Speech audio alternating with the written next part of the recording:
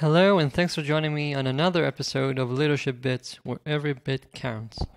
Today, I'd like to talk to you about one of the major tenets I see in productive and effective organizations, and that's something I call product mastery. We always hold in high regard those very gifted technical people who know every nook and cranny of our legacy system or know exactly why some piece of code works the way it does, can spot any bug from seeing the log line and going straight to the right line in the code and stuff like that.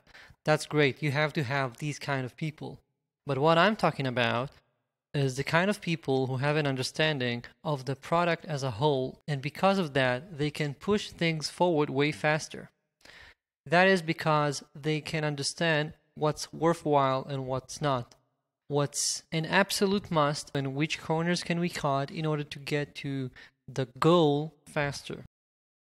The general issue is nowadays it's getting more and more common for people in engineering to simply be employees. They do not understand the real meaning of their product. They are never going to be its users, and so they just don't know exactly what are they doing and why. They simply understand the tasks they are given. To help you understand a bit more what I'm talking about, let me provide you a story from my own background. My first job was a software engineer at IBM, working at the storage division. And what do you know? Pretty much no one in my team ever used an enterprise storage solution, didn't care to use one, and didn't understand why people use them and what are their needs. We simply got a bunch of tasks and we made sure to do them, but we never even met a client. We didn't talk to them. I think clients were like 4 times removed from us, so that if someone sent an email asking for support, it would have gone like 2 weeks and 3 other people before we actually saw it. We had no idea what we were doing. No, we weren't the founding team, right? This is an established product. We were working on one of the corners, and yet we didn't understand why we were doing what we were doing. So that whenever we got tasks from product, we had to accept them as is. We couldn't provide any novelty. We couldn't help them shape it in a better way. We simply had to execute. That's R&D not working as an innovation center. We're just working as some sort of an insourcing department. Contrast that with my very next work as the first employee in a fintech startup. Even though I was an Israeli early 20s guy, never having stepped in America, I was able to be very productive working on a product directed at American credit card holders because we invested so much time in making sure we understood exactly what our clients want, what do they do, and what do they need. All right, and I'm not saying the product was successful. What I'm saying is that we had a great understanding of our clients when it comes to the product needs and what they do. And that means that till this day, 10 years later, I still know pretty much any major retailer in the USA, even though I've never stepped foot in one and never even saw their logos, because I kept seeing them in credit card statements of clients and had to understand whether it meant one thing or another. Why does product mastery matter?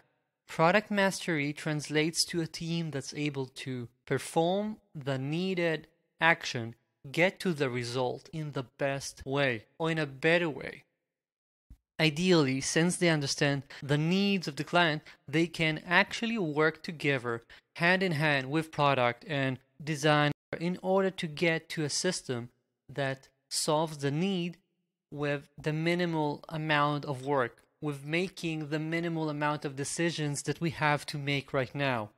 What this enables is a team that has less failure work. They do not perform work that has no impact. And it usually means that people are more focused on moving the needle, resulting, what do you know, in the needle moving, resulting in usually less code and less dependencies. Why? Because you end up doing only what really matters. You'll have to eventually rewrite something, change this or that. That doesn't matter. The thing is that, as a rule, people with product mastery end up doing higher value work simply because they actually understand what they're doing. Why are you lacking in product mastery right now? Well, there are 5 major reasons for product illiteracy, as I call it. As your company grew, it brought on more complex structure, and thus communication got scarcer among people in the organization. That means that eventually each person went to his own pigeonhole and stayed there. This is exactly what I had in IBM. And this is something that you want to solve. You want to break down the silos. Another reason is that your old guard might actually be a crutch. By old guard, I'm talking about the founding teams, those people who have been there since day 1 or day 300, it doesn't matter, but they were there pretty early on and they understand pretty much everything.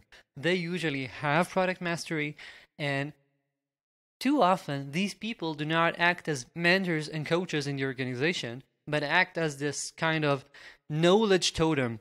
Everyone goes to them whenever they have a question. Kind of like relying on Stack Overflow too heavily, these people end up being the Stack Overflow of your organization. Hence, your people end up simply getting used to asking questions instead of trying to understand the reasoning behind the answers. Another common thing I see working with clients is that we stress technical mastery way too much. People are not measured on actually understanding what they're doing. They are measured by how senior they are. And seniority tends to be measured usually by how good do you know all the AWS features we're using, or do you know every single microservice or whatever. That's all fine and dandy, but it usually results in a hiring process that is heavily unbalanced towards technical mastery and a mindset that values learning the bits and bytes instead of learning the business. And that's usually not where you want to be. The penultimate reason is lacking transparency and impact as a value. If people are not measured by their impact, then they do not tend to care enough. Why is that? Because people tend to focus on what gives them positive results. If they feel like they will get a positive quarterly performance review or a promotion or whatever, and that depends on them hitting all their milestones, but not actually understanding why they're doing that, then they're not going to focus on product mastery. They're going to focus on being very good code monkeys. If your organization is not transparent enough for them to understand when they have impact, they're not gonna know. It's as easy as that. And lastly, of course, is the isolation from the client and the solution.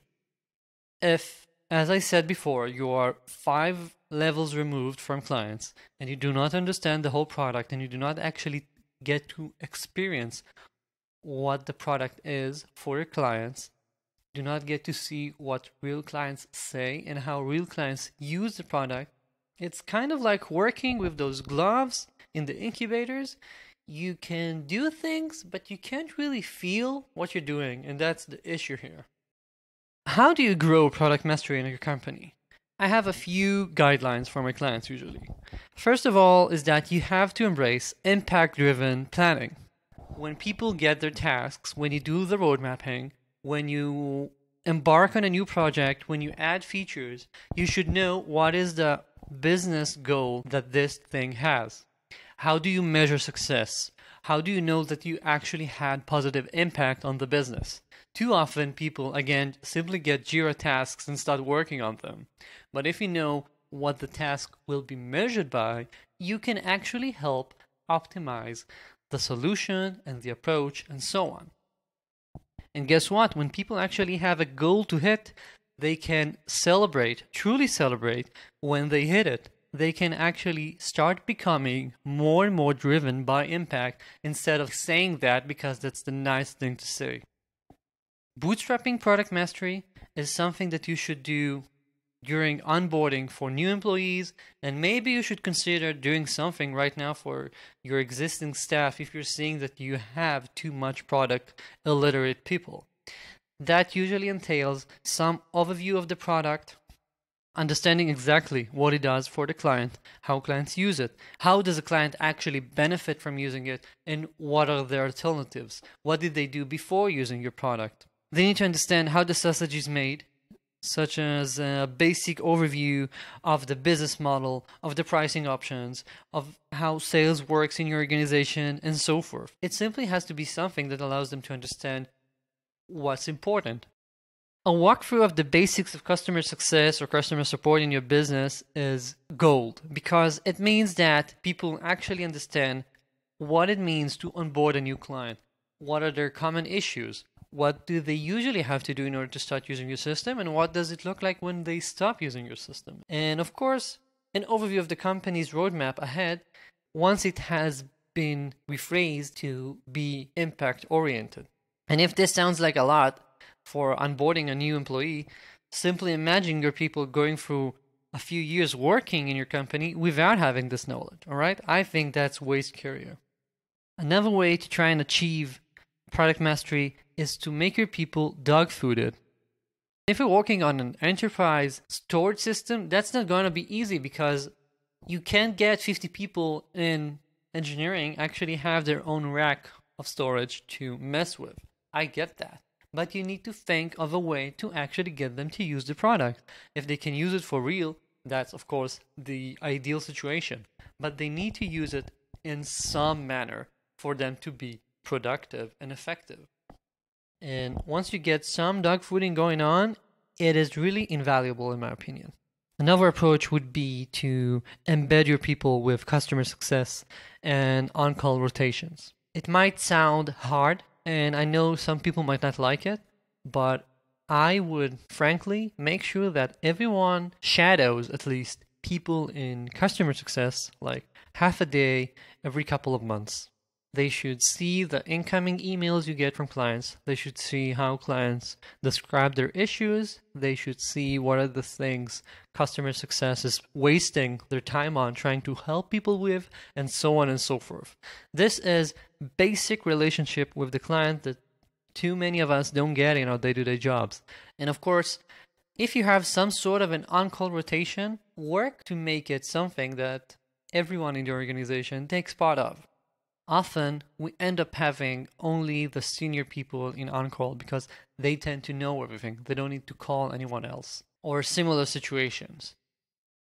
By working to get everyone on the team to have a decent capacity to handle on-call issues, you get a team that actually cares about the product they are putting out because they wake up in the middle of the night to fix it. And you get a team that understands all the edge cases of the system because they have to work with it and they have to learn how to use it. And lastly, since you want to buttress your team's ongoing connection and commitment to business impact, and that's one of the main ways to make them want to gain product mastery, an effective way to maintain this is by ensuring they're constantly aware of the impact their work has on the business. First, in order for the work to truly have a positive impact, you have to get better at doing things that matter. To get that, I have a process which I call the meta review. Leadership and product should regularly review the last few features you have put out. And you should review them by looking at the impact and business goals you had written down and deciding whether that feature and that task was a good investment of time. And when it had been a good investment of time, you should celebrate it. People should know that they have done something successful. They should have a win. And I would celebrate wins in all kinds of manners. It can be a Slack message. It can be a company-wide email. It can be kudos in the next all hands. And my personal favorite is labeling wine bottles with the milestone or the achievement or whatever. Celebrate wins. It reinforces people with the desire to achieve more of these needle-moving endeavors. And lastly, of course, is that you should accept transparency as a value. By being transparent, people would actually understand why the roadmap looks the way it does, what has been successful and what not, what actually helped sales as you had imagined, and what turned out to be a flop.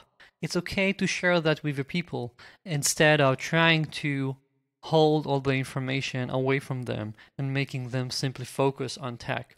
I know that we have a tendency to put everyone in their slots and having them simply do what they were hired to do. But by understanding what's going on around them, they truly can be way more effective for your organization. And talking about Maslow's pyramid of needs, he always said that eventually what people want, once they have all the perks and all the basics, what people want is self-actualization. And you achieve that in today's industry by making people not earn more money, not by getting bonuses because they hit a milestone, but by helping them see that they are growing and what they're doing actually helps and has a great positive impact on the company. This, I truly believe, will help in turnover, help in morale, and help in getting all your milestones hit, but with much greater efficacy. So that's it for today about product mastery.